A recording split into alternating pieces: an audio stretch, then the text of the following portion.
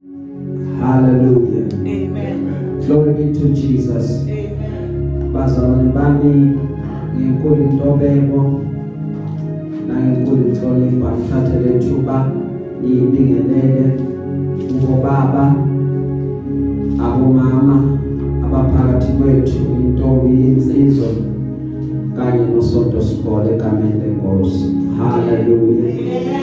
Glory be to Jesus. Siyabulisa kubazalwane abasibamba live ku Facebook ngelihle igama lenkosi, sithi Nkosi yomusa ibenzele kahle.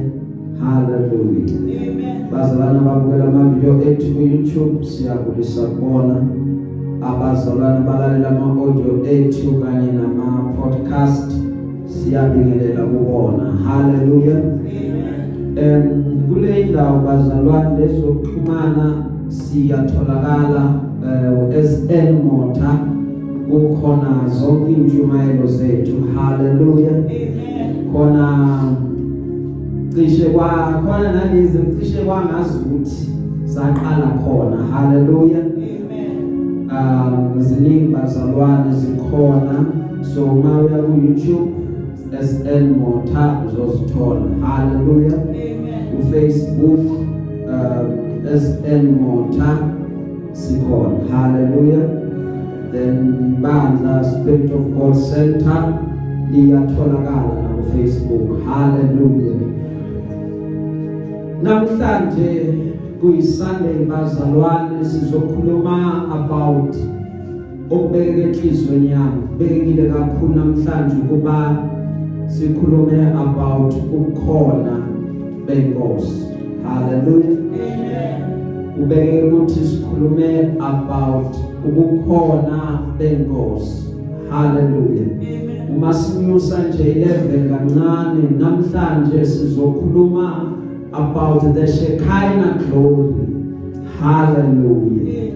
The ever presence of the Lord. Hallelujah. Sizothola ukuthi kahle kahle, what is the Shekinah glory? Hallelujah. Uzophuma la usuqonda ukuthi why ngithi mina sizokhuluma ngokukhona benkosi. Then when I take it to English, then I say we'll talk about the Shekinah glory. Now uma umuntu nje ucabanga uzotshela ukuthi ngathi khona engukhohlwayo, kanti kahle kahle akukho engukhohlwayo, konke kuphelele. Hallelujah. Glory be to Jesus. The Shekinah glory, it is the God's presence, it is the Lord's presence. Ukuba khona benkosi noma igama leli elithi Shekinah glory lisho ukwambulwa noma ukuvezwa noma ukubonakala kwenkazimulo yokukhona bakaNkulunkulu kubantu. Hallelujah. Ibonisa ukwambulwa noma ukuvezwa kwenkazimulo phakathi kwabantu. Abantu have to testify ukuthi we see inkazimulo kaNkulunkulu phakathi kwethu, ngoba uNkulunkulu ebaphakathi kwethu akabi nje phakathi kwethu, but uNkulunkulu ebaphakathi kwethu uba phakathi kwethu ngani bazalwane inkazimulo. Hallelujah. Uma sibuka indalo, uma sibuka indalo zangubonise nayo, uyabona ilanga kakhulu, ngiyazibona inkanyezi, ngiyayibona inyanga, but ilanga it's a symbol ekutshela ukuthi uNkulunkulu khona. Ngoba wayebazalwane, ngoba iyakhanya, that is number 1. Number 2, yashisa. Uma kusehlobo ilanga siyalizwa liyashisa, lenza ukuthi sigcine sikhumula impahla ukuthi sale ngeimpahla ezincane ngoba kuyashisa. Hallelujah. Noma ngaba khona ama-astronaut nabo bantu bayogcina ngokuphelele enyangeni, angeke bafike elangeni. Why? Because ilanga bathi uma belichaza lapha ku-geography bathi it is a burning gases, amagesi aloku ashisa ngenamkhawulo, day in day out. Hallelujah.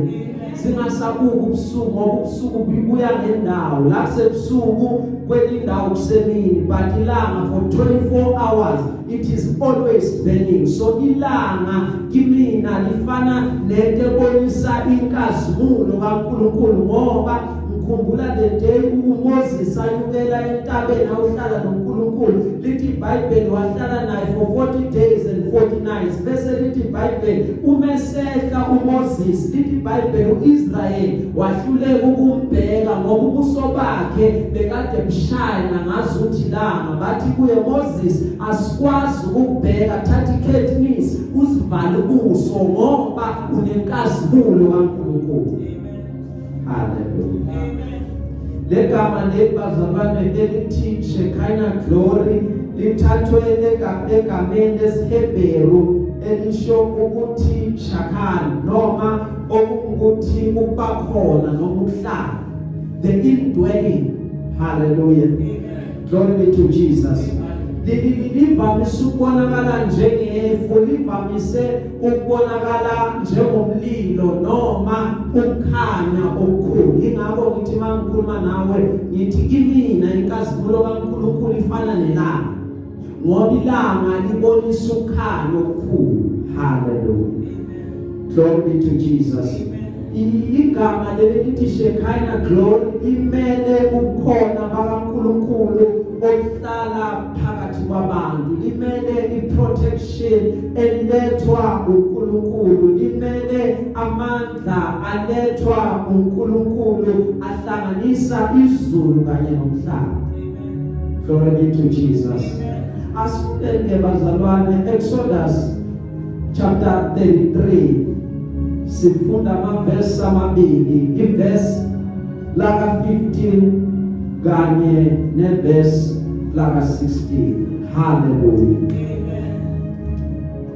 Exodus chapter 33 verse 16 and 17. How will anyone know that you are pleased with me and with your people unless 15 and 16. Or 15 and 16? Yes.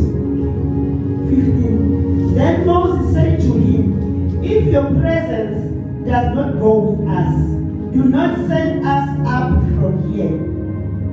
16. How will anyone know that you are pleased with me and your people unless you go with us? What else will distinguish me and your people from all other people on the face of the earth? Hallelujah. Amen. Glory be to Jesus. Amen. Cela umzalwana yedwa bazalwana sikhulekele.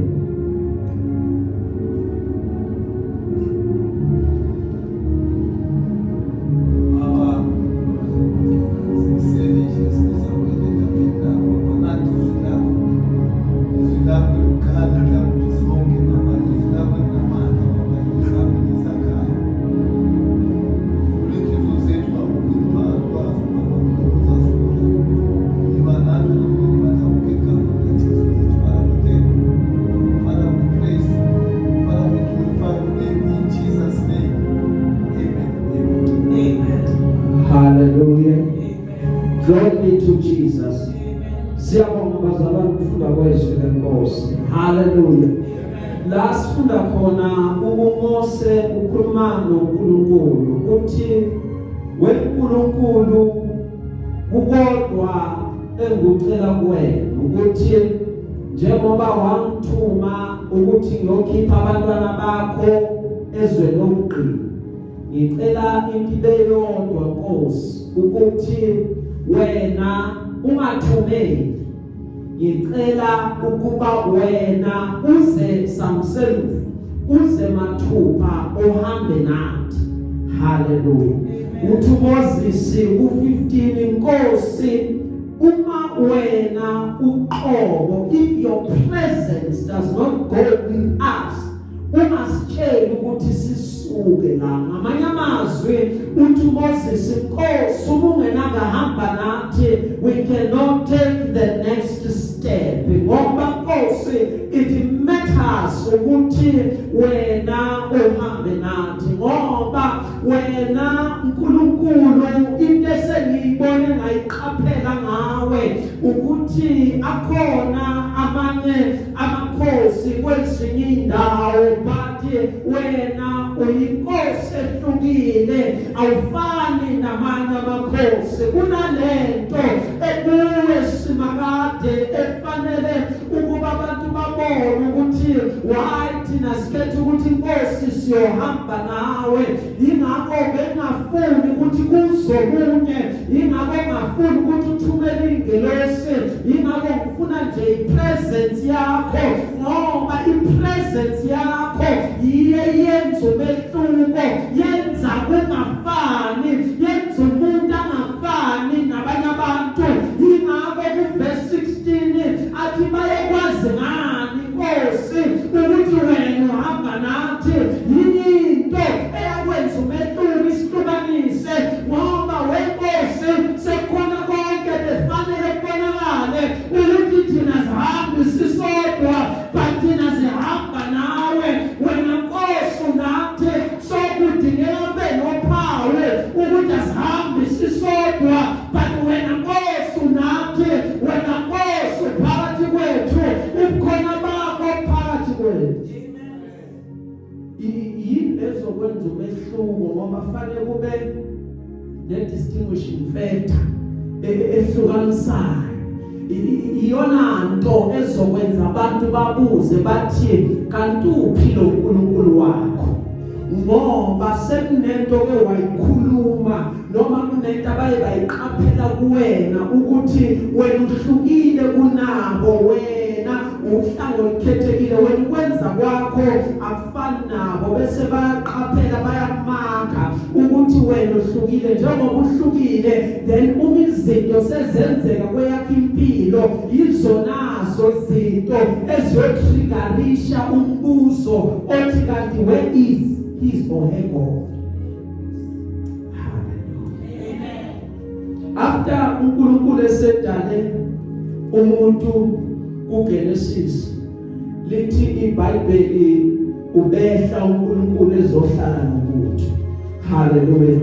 Lithi iBhayibheli at the cool of the day God would come down azohlala nomuntu. Now lithi iBhayibheli ku chapter 3 banele ukuzwa ubukhona bakhe baqaphela ukuthi bona sebanaked sebahambazi bahamba bayoyifihla uma uNkulunkulu efika la bahlale badibana khona athi Adam ukuphi na uAdam akasekho kuposition ngoba sebenze njani sebadle isono bantwana basekhaya senza ukuthi ubalekele ukukhona benkosi uma uyojabula esonweni uyithokozisa ngesono sizokhipha ekhoneni benkosi ngoba kunalento etshelayo ukuthi lento yenzayo nobukhona kuhlangana.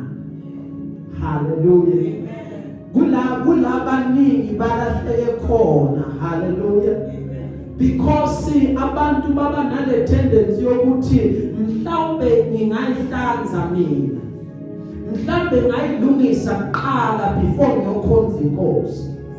Hallelujah. Kanti bazalwane eqinisweni ayisebenzi kanjalo ngoba uma nje sitshela kahle inkinga vele umuzalwa uzalelwe esonweni kunalento kuwena esithandayo isono. Hallelujah. But once wadibana negazi lika Jesu igazi kuthiwa ukusebenza kwegazi lisenamandla namhlanje lisayihlanza namhlanje so lelo gazi elaphalala it never loses power. It works continuously ngoba kunomnyango savuliwe okuwumnyango womusa. Ngithini kuwena ngithi mina noma zibovu njengegazi uzithatha zinjalo uyilethe enkosini uze zibovu uze usazenza uze Nkosini Nkosi uka mina ngisona awubeni. Now yebazalwane ama-case awafani. Khona laba abasheshe bakhulume. Glory be to Jesus. Khona laba bathatha isikhathi nyama. But into ekusizayo kule ndlela mawufuna ukukhululeka ngoba yebazalwane akhona amandla okukhululeka. Glory be to Jesus. Nakhona we are not condoning isono uzwe kahle. Kepha makunalento esakhathaza, makunalento esakuhlupha, makunalento elokubamba uyafuna ukuyikhonza inkosi ilokhu yakudonsa, uyafuna ukukhonza ilokhu yakudonsa ngoba lento yakudla la ngaphakathi ithi hey mara ngathi inkosi ngiyikhonza ngakahle. Hayi namhlanje ngathi athi ngathandazi ngoba ayiphazamile ekseni. Yazi lento bese ngithi ngiyekile. Ngoba angifuni ukuyibiza ngegama ngoba siyahluka yebazalwane. Hallelujah. But nako kuzokusiza ukuthi ungayinaki lento yenzayo. Hallelujah. Ifocus yakho ingahlali kulento. Ngoba ngiyasaba the more ihlala kulento lento ya amplify ibe iyakhula uzogcina uthi wena lento iyakhula. Nyasaba uma mehlakahlala kule akuyiye ungayinaki. Maqedwe uthatha mehlakho uhlale enkosini. Ukuyikhonza inkosi uyikhonze ngathi bathe wena kusasa uyahamba.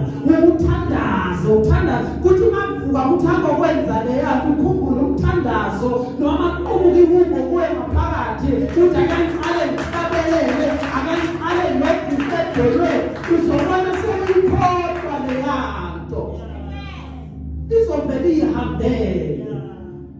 Uyothi mase ubheka after 3 months uthi ngivame hawu sekwenzakaleni sekhona yenzekile ufikile waqondisa izinto zahlala lafanele ihlale khona ngoba bathi esikoleni uma besifundisa yebazalwane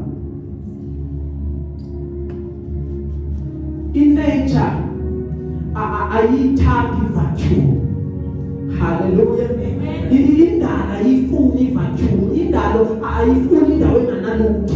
So okwenzakalayo naku utshani ufike ngumgundo kusale kuyinhlabathi. Guess what? Angeke ngibuye mina ngizotshala inhlabathi, ngizotshala utshani. Utshani kuzovele kuyikhuleke kuvala lesiyasikhala. So into oyikhiphayo uma ukhipha isono kumuntu awukwazi ukusikhipha kusale ku-empty. Ma usikhipha fanele kube nento ozosubstitute ngayo. Uma kungananto ozovala ngayo siyabuya. Hallelujah. Ngoba akusho mina bazangithi iBhayibheli lithi iBhayibheli imoya ithi mayikhishiwe ukhishwa umoya wakho ubese uyahamba uyoshaya iround jike peace ujike tornado bese uyabuya angikonda besinendawo lasihlala khona bese uyabuya mawubuya uyodwa kuya nabangani bawo. Hallelujah. And mawufika la uthola sese-empty kuba wesi. Hallelujah. Glory be to Jesus. Babothi hayi bekaphuza ngama-weekend kuphela. Hayi mara manje uyalembeka Monday to Monday asazi kwenzayo mara bengathi uke wamisa uke wayeka hayi uqale phansi man. It's because they making the substitute leyanto so indalo yayikhumbula leyanto yathi ake ngizwe kancane kunjani yakuyeka. Hallelujah. So bazalwane asikhiphi into singasuyifakaphi. Fanele masikhipha esonweni sikufake uNkulunkulu sikufake uJesu bese uyahlala uba nempani. Hallelujah. Ngoba sakuye kunjalo usenkingeni wena. Glory be to Jesus. nathi kuyoba ngathi umsebenzi esiwenzile bekade sidlala. Hallelujah. Kristu umefika bazalwane, ufika ukuthi kube khona ukuyisana between God and man. Lithi iBhayibheli kwadabuka isihenqo sethempeli. Ukudabuka kwaso bazalwane is very significant ngoba kusho ukuthi eqaleni bekade siyelwa noma siyokhulunyelwa abapristi enkosini, but ukudabuka kwaso kusho ukuthi sesiyaziyela enkosini. So kusho ukuthi ukukhona benkosi sekube ne-shift thize obuyenzayo, ngoba uNkulunkulu ekhuluma noMoses ubekhuluma etendeni lokuhlanganyela. Lithi iBhayibheli uma ekhuluma bekubonakala insika kaNkulunkulu isurround itende. uIsrael ubazi ukuthi akasondeli lapho ngoba uMose is a priest, ukhuluma noNkulunkulu on their behalf.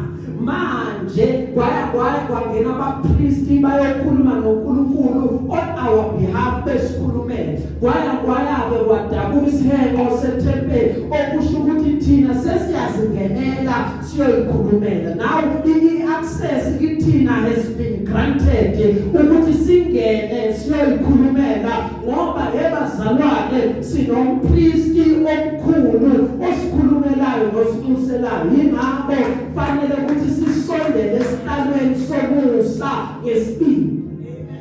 Thina masiza enkosini siza ngesibindi. Why? Because siyazi ukuthi sizokwamukeliswa isihawu, siyazi ukuthi sizothola umusa wokusiza ngesikhathi esifanele. Yingakho-ke inkosi inganasikhathi siyibiza noma ngayini ngoba siya-understand ukuthi bazalwane into ebekade ivimbile ayisekho, indwangu idabukile. Siyayibiza ekuseni, siyibize emini, siyibize ntambama inkosi, maqeda inkosi bese iyasizwa.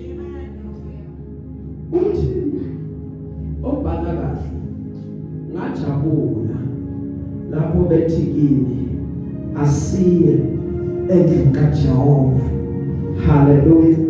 Ayikho indawo efana nokukhona benkosi. Uthi uPeter uma ekhuluma noJesu, uJesu uyabuza uthi nani ngifuna ukuhamba njengalaba abahambile. Uthi inkosi siyosuka kuwe siyephi ngoba amazwi okuphila afumaneka kuwe. Atobhala ngesilungu, in his presence there is fullness of joy, at his right hand there are pleasures forevermore. Yebazalwane abanye abantu abaqondi ukuthi kumnandi kangakanani ukuhlala enkosini. Thina sithe uma sihlala enkosini sarealize ukuthi kumnandi ngendlela eyisimanga. Athohlabelelayo ukuhlala kuwe kumnandi kunokuphila okuphakade. Yingakho ingekho into ekwazi nokuba isibambe ukuthi singakhona ukuhlanganyela. Sihlanganyela noma sibona ukuthi akuveli isidedise konke ukuthi siyohlanganyela ngoba siyaqonda ukuthi amandla ukuphelelisa injabulo sithole kuhlanganyeleni. Ngelinye ilanga uJakobe wafika eLuzi. Lithi iBhayibheli wathatha ilitshe walala kulona, waqamela kulona. Wathi umeselele ebusuku wabona kuvuleka istaircase esiyezulwini, wabona ingelosi ziphambana, wabona zithi ungcwele ohlele esihlalweni. Wathi uyabona, wabona uNkulunkulu ephezulu. Waqeda uNkulunkulu wakhuluma naye ukuthi mina nguNkulunkulu wakho Jakobe, uNkulunkulu waboyihlo. Maqeda lithi iBhayibheli wathi umevuka ekuseni wathi le yindawo kaNkulunkulu, umuzi kaNkulunkulu lo, kepha mina bekade ngingazi. Maqeda wamisa ilitshe ukuthi njalo uma inkosi izohamba nami ingivumele endleleni ngiphumelele kahle, ngiphinde ngibuye iphinde ngiphe impahla zokugqoka, ngizobuya ngizoyikhonza ngizoyidumisa kule ndawo ngoba I found ukuthi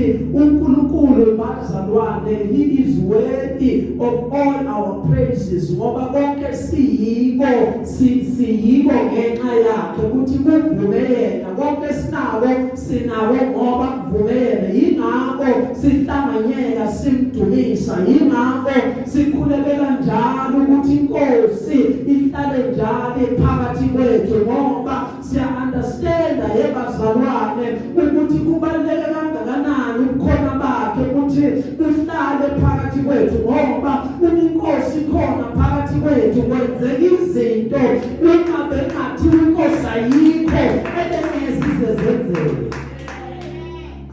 So asikhulekeleni ukuhlala njalo ebukhoneni benkosi.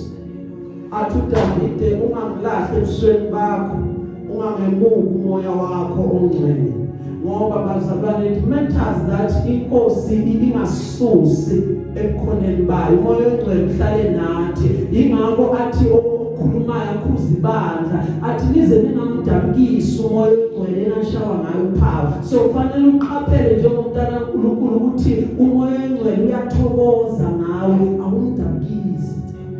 Glory be to God.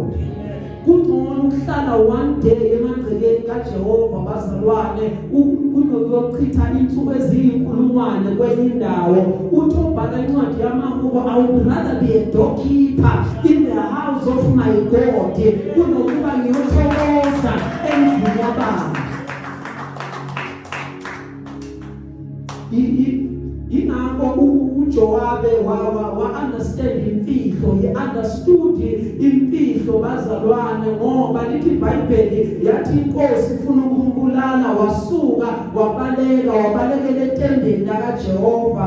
Lithi iBhayibheli malikhuluma uma efika uBenaya wathi uJowabe inkosi lithi phuma wathi haya uphume uma etholakala katholakalanga kwenye indawo watholakala ealtare but katholakala altar phela watholakala ebambe impondo ze-altare wabuya enkosini wathi inkosi akafuna ukuphuma uJowabe wabuya uBenaya uma ekhuluma naye lapha uJowabe lithi iBhayibheli wathi angiphumi ngiyofela la yathi inkosi makafe abulawele khona ealtare lakaJehova abambe impondo ze-altare lakaJehova ngoba bantwana basekhaya indlu kaJehova noma ubukhona bakaJehova indawo yokufela indawo yokuhlala indawo yokudubela sihlele enkosini sindawo.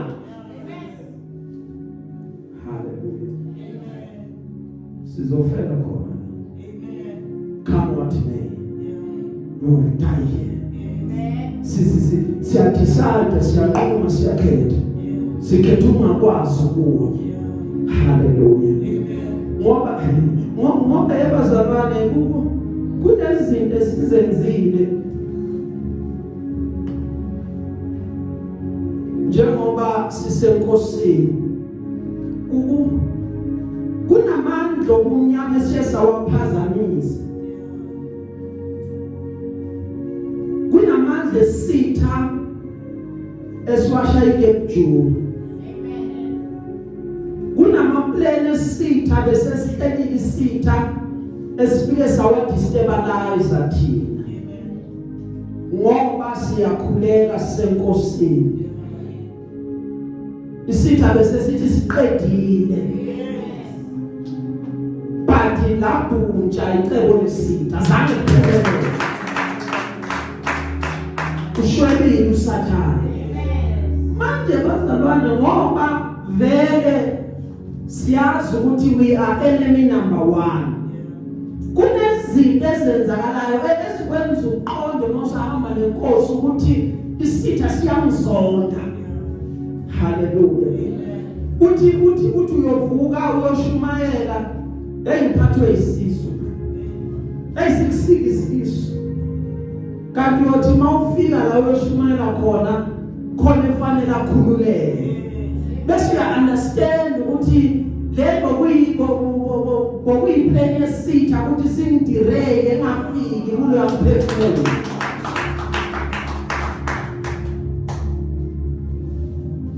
usukhonzile washumayela inkosi ikubonise ukuthi khona besekathi uyoyibulala, but ngalo myalezo wakho besasinde isitha singazuzi, bese wena ubona ukuthi uyinkinga isitheni, bese uyasuka kuJehova uyaphi,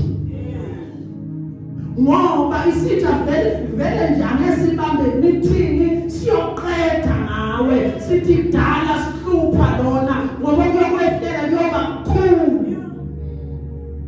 Asifazi ukusuka enkosini, sihleli bazalwane sakhe ngokhonkolo, sihleli sihlabasiswa sikhulu, siphile sithi asindawo.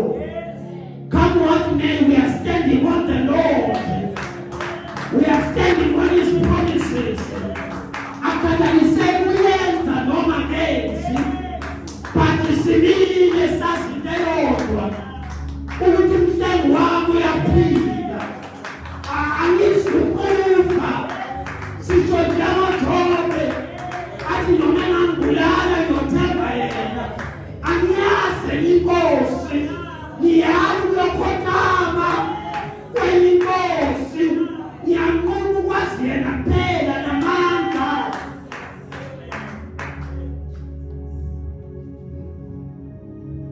Hallelujah.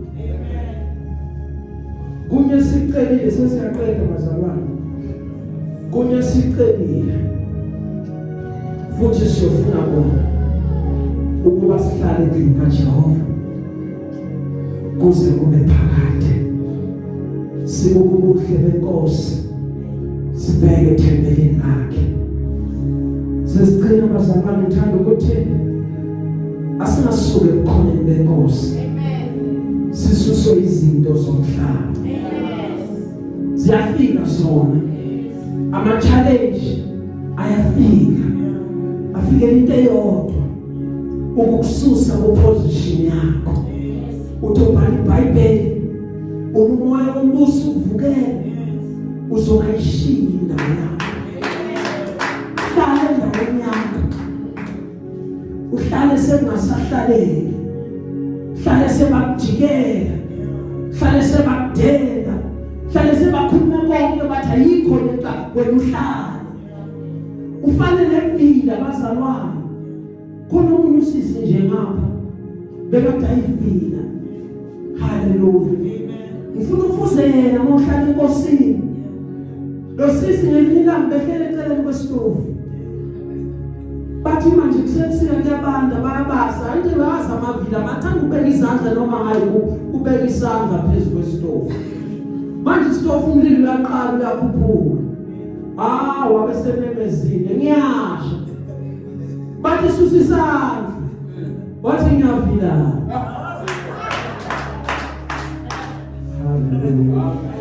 Fana nalo sisi uvilapho kusuka enkosini uhlale. Hallelujah. Sebenzela konke unyakaziso ubona uhlale. Uyokhala enkosini ukhale baba nasisimo. Nkosi amazi ngenze njani, amazi yenza indlela. God will make a way for you. Hallelujah. Ngoba yebazalwane ekhoneni benkosi unamandla. Ekhoneni benkosi kunenkazimulo. Ekhoneni benkosi kula sibona khona ukusebenza kwayo inkosi. Sibona konke lokho uma sihleli nayo.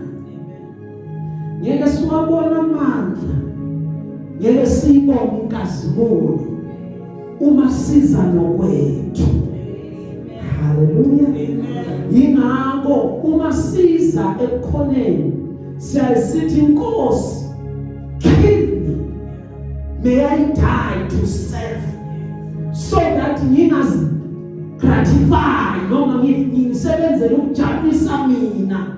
Athi uPaul umebhala kusemina ophilayo, but mina ngabethelwe siphambanwe sekuKristu ophila kumina. Wathi waphila uKristu kuwe uzoyibona inkazimulo, waphila uKristu kuwe uzobona mama. Amen. Hallelujah. Asinasuke enkosini ngoba kula ukuphila kwethu kufihlwe khona. Siyasurvive abazalwane, yazi nje uma ngake ngikulandise ukuthi indlela esurvive ngayo na ungathuka. Uyazi ukuthi wena ebusuku uyahamba uyolala unganake lutho. Uthi ubuleke kube khona imihlangano ehlala ngawe ngegama lakho wena ubuleke. Kuthiwa ngeke avuke but mind you ekseni uphakama. Uthi awuzwa umzimba wakho konke ku-right kufunctiona kahle uqhubeke.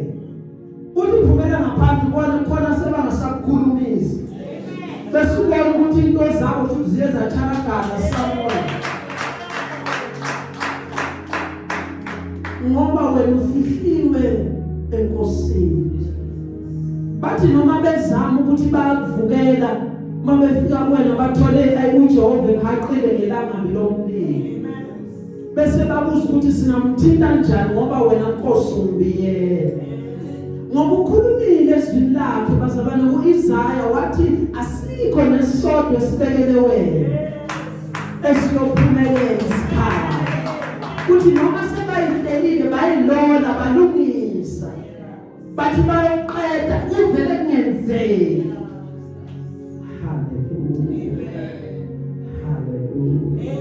Ingakho lithi iBhayibheli lize lingabesabi.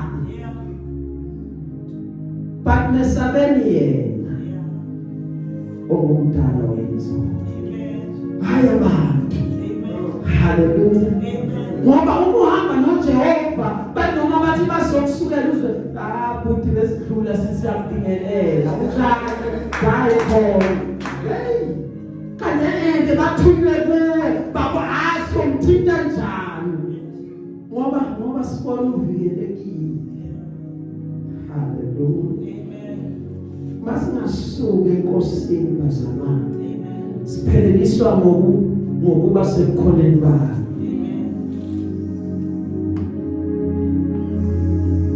Hallelujah. Amen. Njengoba ngila ngifikelwa indaba bazalwane nke ngayifunda sengiqedile. Kuthiwa bekhona umuntu baba, lo baba ube udoctor. Njengoba udoctor kanje basuka overseas uza la eAfrica uzoyenza ama-field missions. So befika la eAfrica uhamba ngebhayisikili une camp la khona itende esigameni. So lo baba udlula usuka kule camp yakhe aye ekliniki ayojova abantu enze konke lokho abanikeza amaphilisi. So kube khona igebengu zendawo zimqaphele noma zimbone ukuthi lo baba uhlukile ngathi kunento ayiphethe. So bafuna ukumbamba inkunzi. Now bahlele lo ukuthi bazombamba inkunzi but kungenzeki ngelinye ilanga ngoba lesinye isigebengu sishayeke ke lo baba makathi uyadlula lapho asibone bese asisize ngemedication. Athi makasiza bese lesigebengu sithi kuye ngiyabonga ukuthi ungincede baba. Kahle thina besiplanile nabangani bami ukuthi izolo sizoza lapha ethendeni lakho sizokuhlasela. But kwaba khona into esivimbayo. Sithe uma sifika lapha ethendeni lakho sizokuhlasela sathola kunama bodyguard ayi-26 aphethe ibhamu. Sabese sajika sasaba sabaleka. Lo baba okay ngiyakuzwa ngiyabonga. Lo baba bheke athi nama bodyguard ngihamba liwana. Ahamba buyele ekhaya. Bebuyele ekhaya kube yiSunday afike enkonzweni sekafakaza ngoba ubona isimanga afike eAfrica athi usually I carry ama-field missions bazalwane. But ngithola isimanga khona umuntu brother uthe bebathi bayeza bazongihlasela babona kunama-bodyguard. Asakhuluma lokho phakathi umuntu baba athi mfundisi makancane. Uthi lento yenzeke ngabobani isikhathi athi isikhathi bekulesikhathi lesi and mina ngale bekade kusekuseni. Athi okay mfundisi ngiyabona.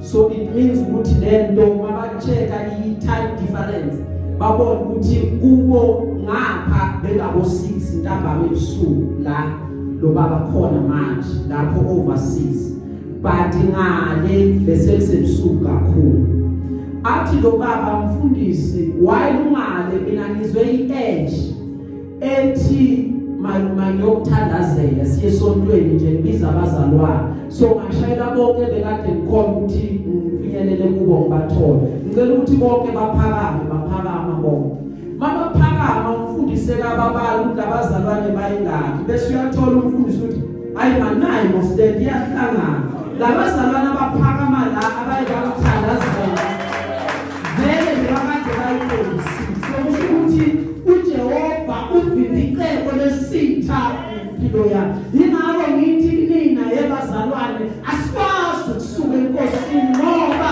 asikwazi ukubhinjiwe konsethi haleluya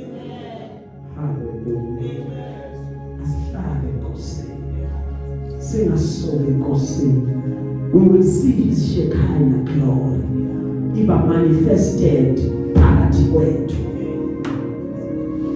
Hallelujah. His glory will be manifested in us.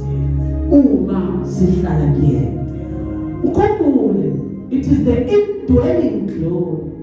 Ngoba akasekho kuthebelekele zami sihlala lathi. Thina we are the temple of the Lord. We carry ubukhona bakhe.